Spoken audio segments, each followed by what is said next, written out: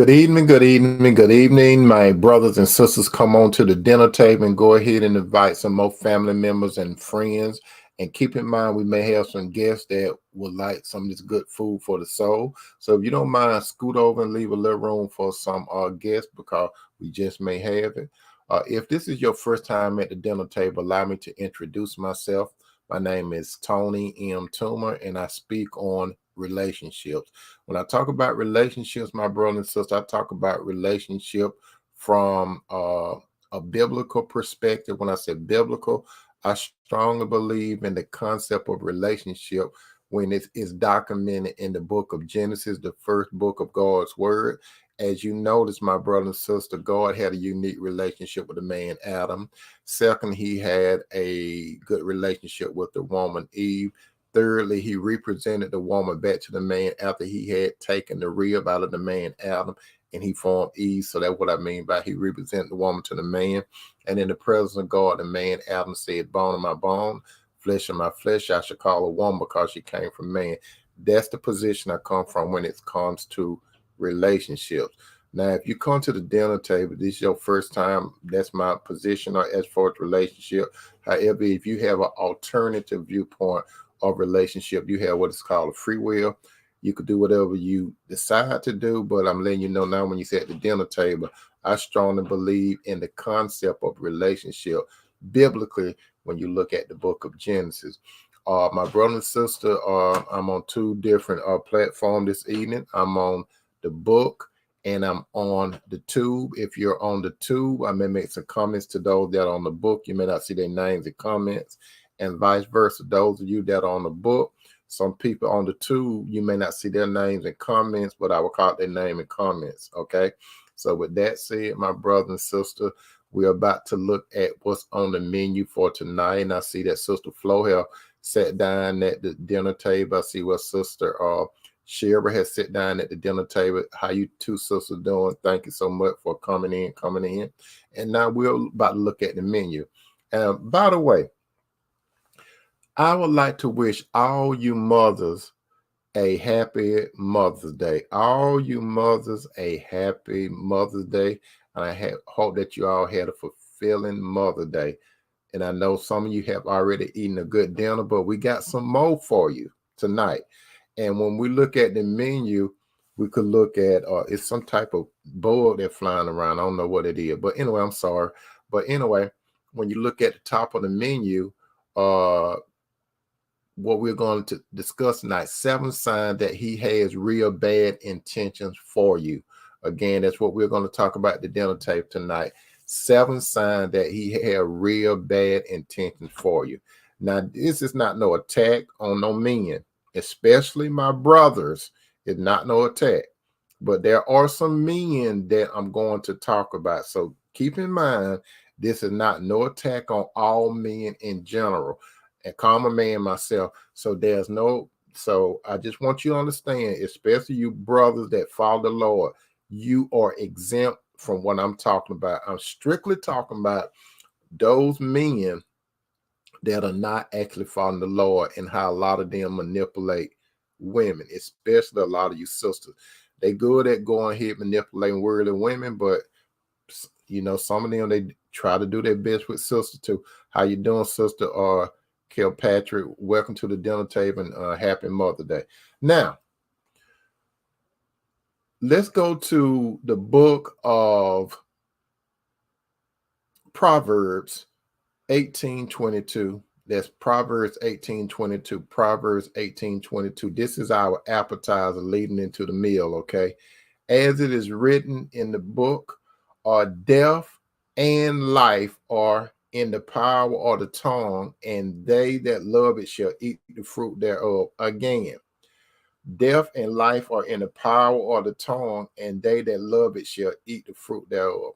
Now, my brothers and sisters, you got to understand that some of you wondering, what does that have to do with 7 signs that real bad intentions where he has bad intention for you? That's because it's words. Words are strong, my brothers and sisters. It's even in God's word. Words are strong. And words, my sisters,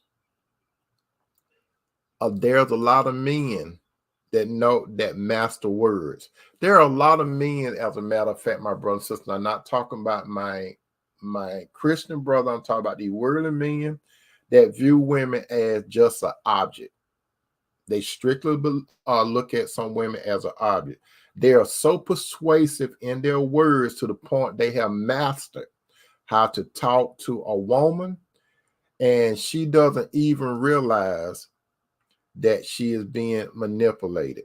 She really doesn't realize. And some of you sisters, you have been manipulated. You know, you ain't got to raise your hand, but if you look in your past, there's a possibility that you have been manipulated by a worldly man. He had a good talk game, and you all have heard about the good talk game. So these men, they are good at it. So that's why we're talking about this seventh sign. Now, before we get into this seventh sign, my brother and sister, let me tell you this. For example, my wife and I, we love going to the movies, my wife and I. And what normally happens when my wife and I go to a movie, she'll see a preview or I see a preview.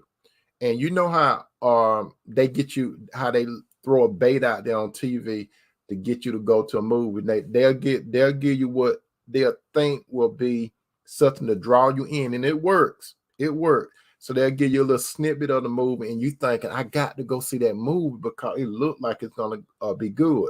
So I asked my wife, I said, have you seen the preview? And then she may say yeah or no, and then I hype it up, or vice versa. She might ask me, and if I haven't, she might hype it up. Then we'll say, okay, let's go check it out. So we go to the theater, purchase a ticket, and keep in mind what we have seen from TV. We thinking that this movie is going to be very, very good, right? But when we sit in the movie and look at some of these movies, we both get up after the movie's over with, and as we walking out the movie, she might say, what you think about that movie? Or I might say, what you think about that movie, right? But we both will say sometime, not all the time, that was not a good movie. And we'll say something like, that movie probably no even last 2 weeks, you know, something like that. So why am I saying this about a movie? That's, sister, is how some of you sister, you look at a man. He give you a good preview of what's to come. And you get lured in. And when you get lured in, you find at the end part of it that he wasn't as good as the hype. Okay. So there are 7 points that I need to make tonight, my sister. And you need to listen to this very, very carefully. The strategy of how some men that approach you and they have no bad intentions. Now, you got to understand this. There's a spiritual element to it. It's more than just what's on the surface. There's a spiritual element to it. And when I say a spiritual element to it, the spirit world, my brothers and sisters, it affects the physical world. You got to understand that. The unseen world influence the seen world. Always keep that in mind. Every time I talk to you, you got to understand my position. The unseen world affects the seen world. However, a man and a woman has what is called a free will, and he or she is responsible for his or her decision, even though you're influenced. Because you can be influenced by God or the angel or angels, or you could be influenced by Satan and his demon. You don't see them, but they are there. And if you're a spiritual being, you can sense goodness around you, and you can sense evil around you. Okay, so keep that in mind. You can sense. Now, there are some men that have bad intention, and you got to see what the origin of these men are. So the origin of these men, they are evil. They don't look evil, they don't smell evil, and they can have the world assets. And you look at it that is good. How you doing, Sister Tia? Welcome to the dinner table. So you look at a man, you say he's handsome. So in your mind, you're thinking he's good. He got that good cologne, so you smelling it, and he seems like he's good. Okay. and he may have some position or whatever, and he seemed like he got a lot of swag, and it seemed like he's good. He got assets. He might have power. He may be popular or whatever, and you think he's good. But all that external stuff, it doesn't count, my sister. It doesn't count. It's what's going on the inside of the man. That's what's the problem. And I always go back to this, sisters. Always when a man approach you, what do I always say? I always say that silent prayer to God, so you could be able to use your discernment, so you can see what type of man is in front of you. So, cause God could bring a man in front of you, and Satan could bring a man in front of you. You see, God could read your heart, okay, but Satan can't read your heart. A lot of times you talk, and when you talk, your words have power, my sister. Since your words have power, Satan and his demon know once you talk, they gotta and they have watched you from the past. You are being studied. Okay, you are being studied, my sister. So keep that in mind. You are being studied by the spiritual world. Now, and keep in mind, my brothers, my spiritual brother, I'm not talking about you. So don't take this to heart. And don't say Tony attacking man. Tony is not attacking you, are brothers. I am on the attacking these evil men. And the origin of these evil men is Satan himself. That's their father. Okay, that's their father, Satan himself. Okay, so Satan drive these men to approach some of you sisters. And if you are not a sister at this time, there's a chance that you can become my sister if you follow Christ. But in the meantime, Satan propelled these guys to approach you. And what happens for these guys to be able to infiltrate you, sister, is a lot of time you failed to ask God to show you what type of man is in front of you. That's how a lot of you sisters now, it's sad to say, a lot of you have been deceived.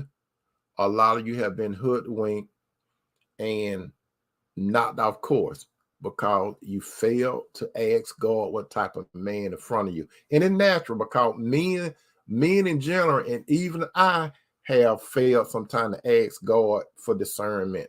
So I can understand, I can identify when I'm trying to help you, sisters. Number one, the seventh sign that he had real bad intention.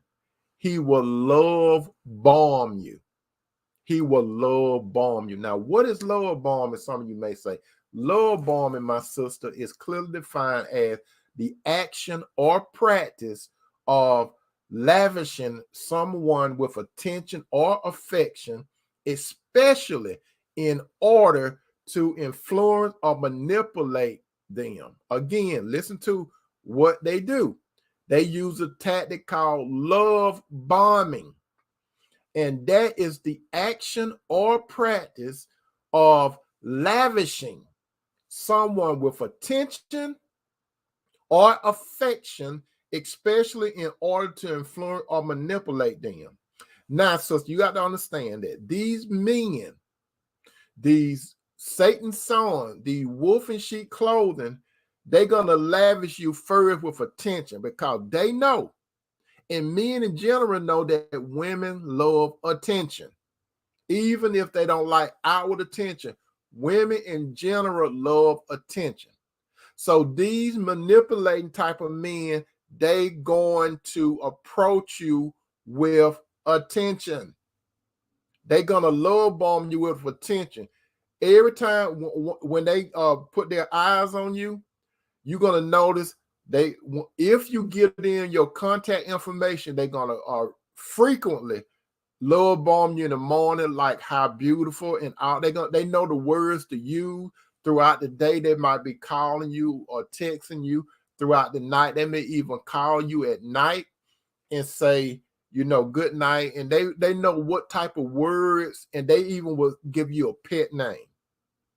And they work on you and work on you and work on you. They giving you their attention.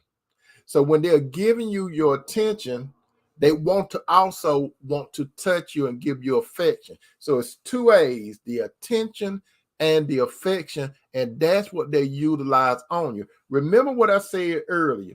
Why are they giving you the attention and the affection? Remember what I said in Proverbs 18:21? I said death and life are in the power of the tongue. So they know how to use words. So when their words infiltrate you, sister, they don't talk to you, they talk into you. You know how they talk into you? Because you willfully, your soul, my sister, your soul is composed of the mind, the will, and emotion. Thank you, sister Cheryl Smith, and thank you, sister Flo Harvey Martin, for love bomb. And Cheryl put the scripture down, Proverbs 18:21. So they will talk to you. So they know they got a good talk game. How did they master this talk game? They mastered it from their father. Their father was a master manipulator and still is a master manipulator. When you go back to the book of Genesis, you see how their father manipulated Eve, and Eve was a perfect woman. Eve was not imperfect. She was perfect. But the Bible clearly say that the man was not deceived. The woman was deceived. So Satan used the same tactics that he used on Eve. The lust of the flesh, the lust of the eyes, and the pride of life. Those are tactics that he used to infiltrate you, sister. He make you feel so good. He will put you on a pedestal. And he would make it seem like you missing out on something.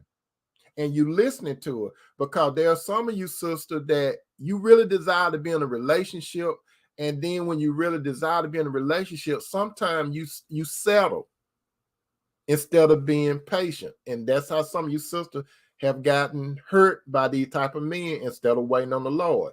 Now, he show you attention and affection, especially with his words and his touch and some of the things he do. He may buy you stuff, he may take you places, and you thinking it's too good to be true. And majority of the time, it is too good to be true, because he's exercising the strategy called love bombing. Number two, after he started love bombing you, what you fail to understand is you think you got a man, but he's actually a boy man. He's a boy man, but you think he's a man. So on the inside of him, he's so used to manipulating women, he still got that boyish in him. And we got that boyish in him. He is a me, myself, and I type of individual, which leads to he's a narcissist. So he's a spoiled little brat, but he got your affection. And cause he got to remember, a lot of them, not all of them, but a lot of them, they used to use that strategy on their own mothers. That's right. They use that strategy on a lot of mothers, because they know no matter what happened, mama gonna always support them. And that's indoctrinated in their subconscious. So they take that approach. A lot of these evil little boys that are men, but they still little boys on the inside. So they are boy men. They're not mature. These are Satan's son. Number three, once they love bomb you, and these still little boys inside of you, remember they're using the word, and then they're narcissists, so they're into controlling and manipulate you. And this is the third thing they utilize. If they know that you have close affection to your family, if you have close affection to your friends, and they see where you dividing time up with them, with him and your family, they're not gonna like your family. They'll tolerate them, but eventually do not like your family, and they don't like your friend. And they have infiltrated you so much where they're gonna tell you some stuff, and you're gonna feel kind of in the middle. They're gonna try to convince you to stay around your family.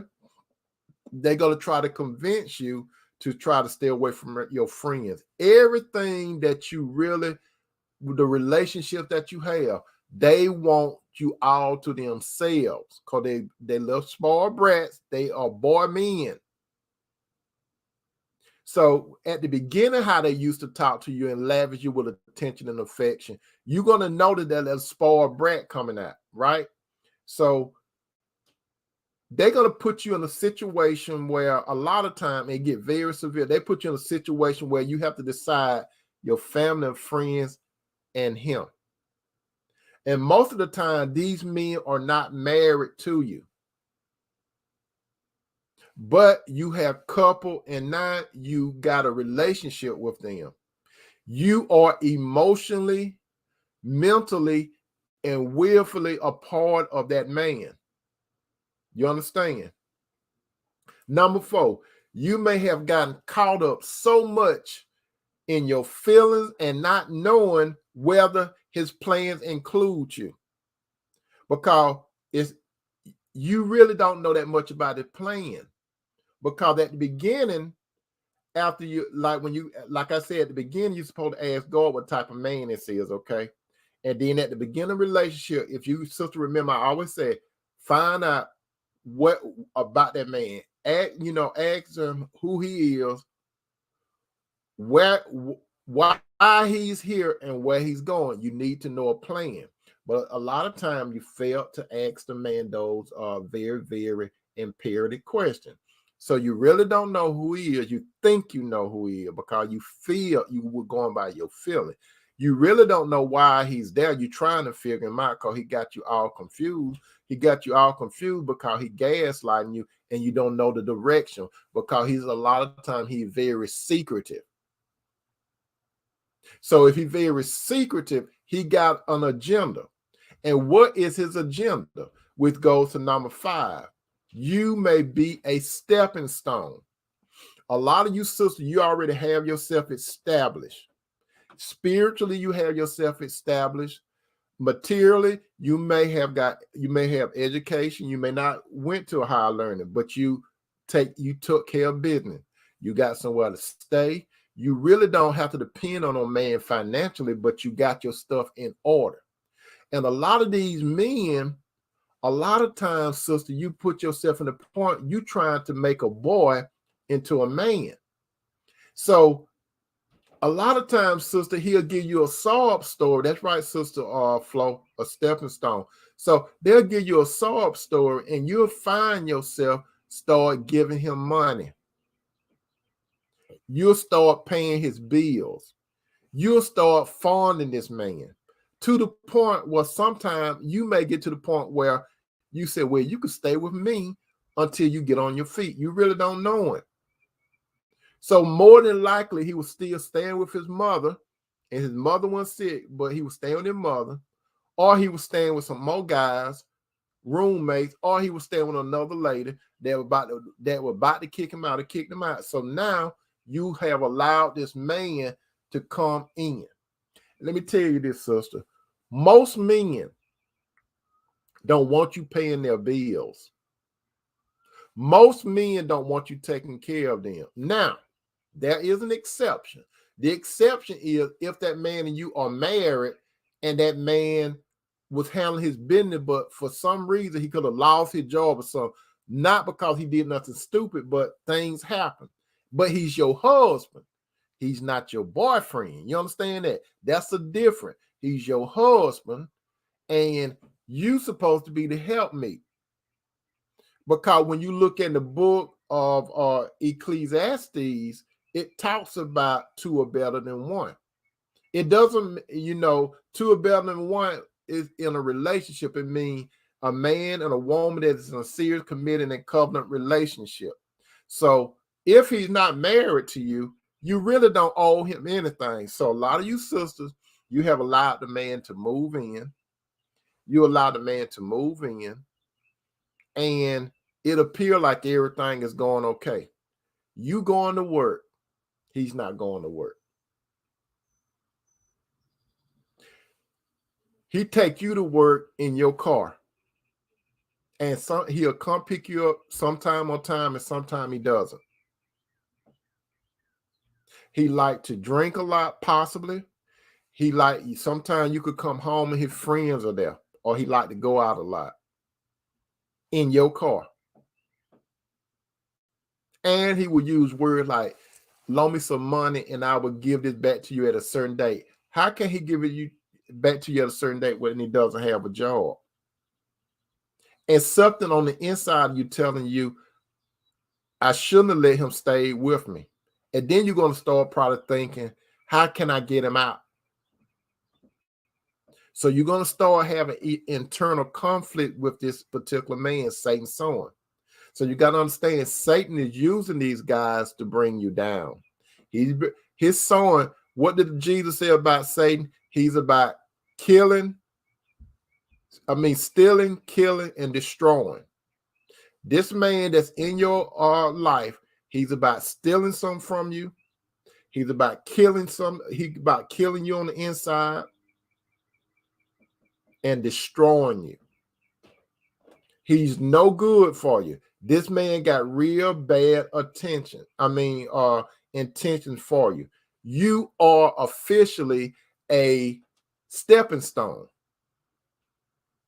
And most of the time, sister, when these guys come into your life, the stepping stone, and then he may stay in his own place, but you paying his rent and everything, or his note, his car note. His car note, his mortgage, everything. And you getting drained. You're not saying nothing to him about it. You may talk to your family about it. You may talk to your friends, but you're not talking to him about it. You want to say something, but you're not because of your emotional attachment to you. You see, when he started love bombing you, he got in on your emotion with his words. He knew how to master those words. So once he moved you emotionally, you willfully allow him to get to your mind. You see, he knew if he could get to your heart, his landing place was your mind. And once he got to your mind, you open it up with your will. You had a decision to allow him to get into you or not. So once he got you emotionally, you willfully open the door. Now he's a resident in your mind. And since he's a resident in your mind, he have nested in your mind. He did not fly over your mind. Now he built a nest in your mind, and he's there. That's why, like point number 3, he wants to separate you from your family friend. That's why he don't want you talking to him, because he knows that it's gonna put you more in a conflict. That's why he don't want you to talk to your family and friend. You are the stepping stone, and most of the time, some of you sisters, you are successful at helping the man possibly build his credit and all that good stuff. Okay, there are some women that will say, "Well, I help him build his credit and all that kind of stuff." Oh, well and good. You help him build his credit and stuff. He should have been responsible to build his own credit. And you help him through school or whatever. Now he's got it. Now he may be, you help him start a company. And since he's on his feet now, he's going to discharge you. And you're going to be thinking about all the time something was telling you to stop doing what you were doing, but you kept on feeding it. Now he's going to dump you. It's just a matter of time. The clock is ticking. It's just a matter of time. And you notice, you thinking that once you have gotten this man where he's supposed to be, you think that he's going to ask you to marry him. If he marry you, it's for show. It's not for hard. It's for show, possibly. But majority of the time, once you have a boy man on his feet and he starts sticking out his chest and stuff, more than likely he's going to leave you because he had bad intentions. Number 6, and this is what he started doing. He started attacking your emotions, which affect your mind. Then it paralyzed your will. Again, he started attacking your emotions. Remember at the beginning part when he was love bombing you, he was building you up. Now, instead of he doing the reverse, he flipping the coin on you. He is going to attack your emotion. He's going to bring you down like you ain't nothing. He's gonna attack your inside. He may call you stuff like you stupid. You don't know what you're talking about. I don't know why I'm here with you. You probably gonna hear some words like that. He probably gonna start calling you more aggressive names too. So he's going to break. It's what he's trying to do is break your spirit. And you isolate it from people. And those people that care for you, they the third party, and they care for you, and they've been telling you, let him go. Because they picked up vibes on him when you introduce him to them. They start seeing stuff that you didn't want to see, and then you start being defensive for him. And they get tired of listening to you say the same thing over and over again. How you doing, Sister Ashley? Welcome to the dinner table. Sister Ashley say, dated a man for 1 month, and he asked me how much money I made twice. Red flag. That's right. Once they want to know all that kind of stuff about you instead of knowing who you are, that's what a man's supposed to be learning about you. He needs to learn about who you are, meaning, first of all, he needs to understand whether or not you have a relationship to Christ. That's the first thing a man's supposed to know about a woman. Does she or does she not have a relationship with Christ? After he found out that, if it's no, he don't even supposed to get involved with her because it's not really no future. Now, worldly man would have a future with you. Sister Lady Shantae, welcome to the dinner table. Sister Ashley and Lady Shantae. Lady Shantae say, hello, Mr. Tone. This is true. I was talking to a man within the first month. He started asking me if I could help him out if he needed it. He even wanted to be at my home during the day when he knew that I worked from home, but he will always say he was trying to get to know me and take things slow. Yeah, you sister, y'all know what I'm talking about. I'm speaking the truth. These guys, what you have ran into, sisters, these are sons of Satan. Remember, I said it's a spiritual thing first. Everything is two worlds that overlap. It's the spiritual world and the physical world. You can't see the spiritual world unless God open your eyes. Okay, but you got a discernment on the inside of you. And when you hear certain things, and when you start feeling uncomfortable, that's God's spirit in you letting you know, pull back and stop what's going on. You see, if the man is a good man, you're going to have a sense of peace. If he's not a good man, you're going to have some confusion, because you see, God is not the author of confusion. He's peace. So if you have the right man in your life, you're going to experience peace that surpasses understanding. But if you experience any confusion, especially if you trying to learn this man, God is giving you a warning, sisters. These are sons of Satan. He's a handsome wolf.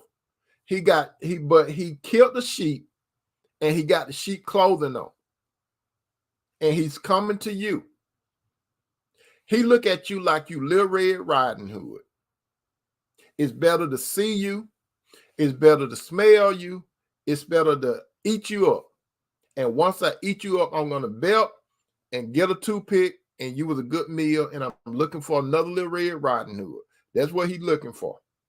Now, after he attack your emotion, it affect your mind, then it paralyze your will. When it paralyze your will, you are in a bad situation. Because when he paralyzed your will, you see, your will say to do something or not to do something. You are in the middle. You don't know what to do. You want to leave, but you stay. Because if he give you a glimpse of what he used to do in a long time, you probably going to say, well, if I give him more time, he could get better. He will not get better. Satan's sons do not get better. They get worse. And what happened? As it is written in the book of Luke 6:45, Luke 6:45, Luke 6:45, Jesus is talking. Jesus said, a good man out of the out of a good treasure of his heart bring forth that which is good, and an evil man out of an evil treasure of his heart bring forth that which is evil. From the abundance of his heart he speak. Listen to it again. Thank you, Sister Cheryl. Again, that's Luke 6:45. Listen to Jesus, the master. He's talking about a man. Listen. Jesus said, a good man out of the good treasure of his heart. You see, he got to have a good heart first. How does he get a good heart? Jesus, he went to the Lord Jesus. Jesus saved him. So God took that stony heart and replaced it with a new heart. And I'm not talking about that heart that pump blood. It's a spiritual thing. So Jesus gives this man a good heart, which is whatever in the man's heart is good because it's rooted in Jesus. So if it's rooted in Jesus, it's going to bring out good things. But if it's not, if he doesn't have a relationship with the Lord Jesus, he's an evil man. And the only thing that could come out of him is evil things. Because the Bible clearly says, Jesus said, for of the abundance of the heart, the mouth speak. So when he's taught, it comes from his mind/heart. Whatever a man thinketh, so is he. Jesus also said you could tell a person by the fruit that it bears. Jeremiah said that a leopard cannot change his spots, or Ethiopia cannot change the color of his skin. Even though he want to bleach, he can't do it because it's going to naturally come back. And Maya Angelou, you are familiar with Maya Angelou. She said, when a person show you who he or she is, believe it. You got to believe what you see. But Jesus letting you know, and Jesus letting you know, he said, out of the heart, the mouth speaketh. So if whatever he say to you, that's why you have to utilize your discernment. And your discernment going to bring, when he say something, you're going to either be peace or it's going to be a little confusion. It's not no in between. You're going to have a sense of peace or confusion. If you have confusion, that's your red flag. It don't have to be major confusion. It just have to be a little something because the math is not right. And you all know about math.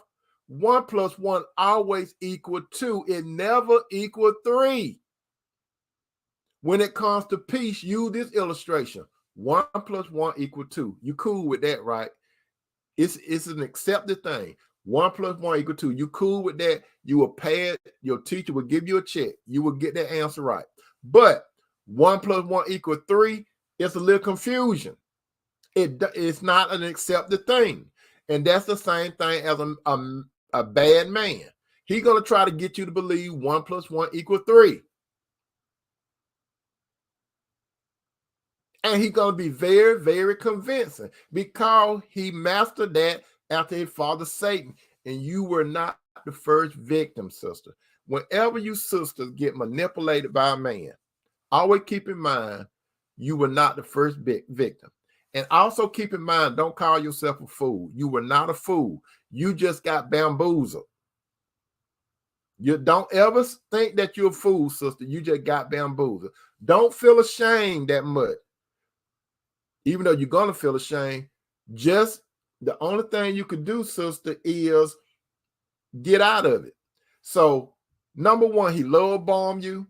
Number two, he's a boy man, and he's spoiled, and he worked on you and worked on you. Then number three, he tried to separate you from your family and friends and those that close to you. And then you might get to the point where you start defending him when you talk. When you talk and then they talk, then you might pull yourself away. And they care for you. Number four, you got caught up so much in your feelings. And he did not let you know his real plan. Number five, you was a stepping stone. He used you. That's all he did. He was using you. For whatever it was, he was using you. 6, he attacked your emotions. He affected your mind. Then he paralyzed you. At that particular point, he may tell he's going to talk about you. He may tell you that nobody don't want you. You ain't no good. Sister Flo said, that's right. Caught up in feeling steps on that right. Sister Shantae said, I was confused with that man. That's the key part, sister. I was confused. That key word. I was confused with that man. I didn't give him any money or a place to stay. I was love bombed. Yes, that's understandable. And he even told me not to fall in love with him too quick. Because he knew his intention were not good. That's why he told you that. He knew his intention was not good. So he could walk away and he don't feel that guilty. He won't feel the guilty anyway because he was about to use you till he couldn't use you no more. Now, after all of this is said and done, it comes down to this one point, number 7. You, sister, are officially, you know what position you in now? Out of the 7 signs that he had real bad intention for you, you have officially gotten your diploma, and you know what you just mastered in. You know what you just passed. You officially walk across the stage to get your degree, your doctorate, and you got that tonsil and put it right here. You are officially soul tied to him. That's it. Now you soul tied. He got you exactly where he wants you. He got you. You soul tied. And you all know we talk about soul tied quite a bit because that's part of relationship, soul tied. You emotionally soul tied to him. You willfully soul tied to him. You mentally soul tied to him. You physically soul tied to him. And you financially a lot of times soul tied to him. He got you tied up on all levels. And it's hard to untie it. He got you. He's the puppet master and you the puppet. Or he's the puppeteer and you the puppet. And he know what string to pull and he know how to make you operate. He just controlling you with these strings, and he tell your right hand to move. You don't want it to move, but it moves. Your left hand, you don't want to move, it moves. He tell you different things. He just got you on. Then you end up, you be so confused. You be in your car, probably going to work or going somewhere, and you get to work, and then sometimes you be thinking, how did I get to work? You end up, God got you to work. You could have ran through red lights and everything and didn't know it. God got you to work. God got you through a lot of things, and you didn't even see it. God angels probably intervened to help you, and you didn't even realize it. Sister Lady Shantae said, I blocked him, and I had been working on my healing ever since. He was upset that I blocked on Facebook and called me childish for doing that. I just wanted to be better and not make the same mistake. You did the right thing. He was trying to manipulate you, sister. That's what he was doing.